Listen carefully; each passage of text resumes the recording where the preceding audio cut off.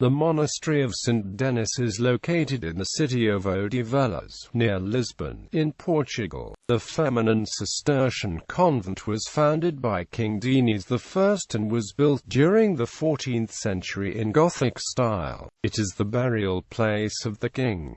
Since 1900, it houses the Instituto de Odivelas, a military school for young girls. History. According to a legend, King Dinis was hunting near Behar when he was attacked by a bear, which made him fall off his horse. Fearing for his life, Dinis swore to found a monastery if he could escape alive. In the combat that ensued, the king managed to plunge his dagger into the heart of the beast and kill it. That would be the origin of the Monastery of Odivelas. What is known for certain is that King Dinis founded the feminine Cistercian monastery in 1295 on an isolated spot of the Portuguese hinterland, around which the village of Odivelas developed. The works proceeded swiftly, being mostly finished some 10 years after the foundation stone had been laid. King Dinis I died in 1325 and was buried in a Gothic tomb, the church of the monastery. One of the king's daughters, Princess Maria Afonso, is also buried here. The existence of a royal palace in Odivelas meant that the monastery was favored by some Portuguese monarchs during the Middle Ages. An important figure associated with the monastery is Queen Philippa of Lancaster, who lived some time in the monastery until her death in 1415.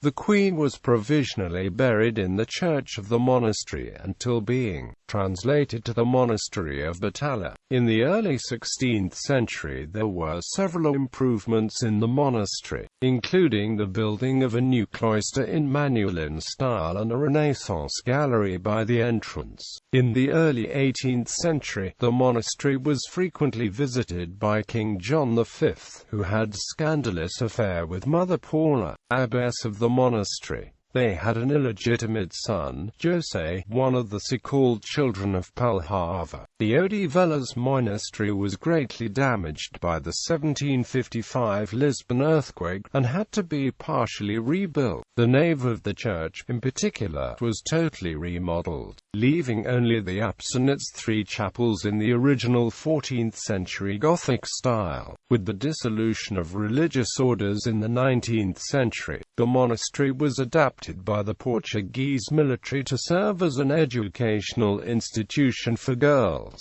Art and architecture of the original monastery built in the early 14th century. Only the apse of the church and parts of the cloisters remain. The apse is a typical example of the plain Gothic of the monasteries built by the mendicant orders in medieval Portugal. Clear forms and little decoration. The apse is composed of a main chapel and 2 side chapels, all of polygonal shape and reinforced with buttresses. In the interior, all chapels are covered by rib vaulting and are illuminated by 3 windows. Another Gothic chapel was added to the south side of the apse in 1425. In spite of its late date, this chapel is similar to the earlier ones in architectural terms. The original nave of the church had 3 aisles, but after the 1755 earthquake the space was unified under a single aisle. One of the lateral chapels of the apse keeps the tomb of King Dinis,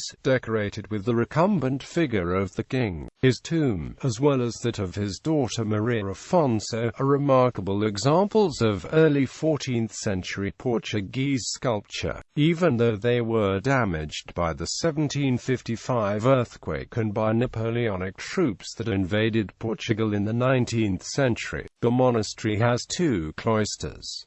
The main cloister was built in the 14th century, but nowadays only parts of the original vaulting still exist. In the early 16th century the monastery was partially remodeled in Manueline style. The main cloister gained many Manueline portals, and a second cloister, nicknamed the Claustro da Mora, was built. Later in the century a gallery in Mannerist style was added to the facade. An important legacy of the early 18th century is the refectory of the monastery, decorated by painted wooden panels on the ceiling and tile panels on the walls.